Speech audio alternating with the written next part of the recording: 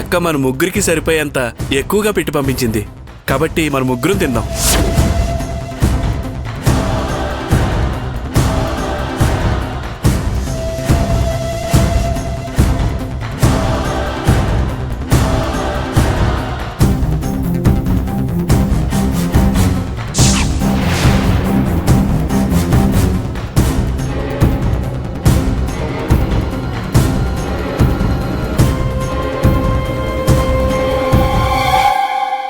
నాన్న, మీరు అమృతంలో ఉందని చెప్పారు కదా, అక్క చేసిన చక్కెర పొంగలి అంతకన్నా చాలా బాగుంది నాన్న.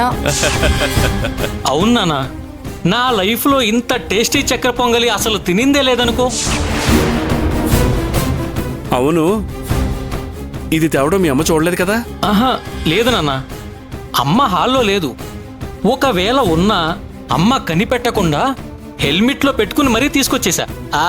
అది నా తెలివంటే.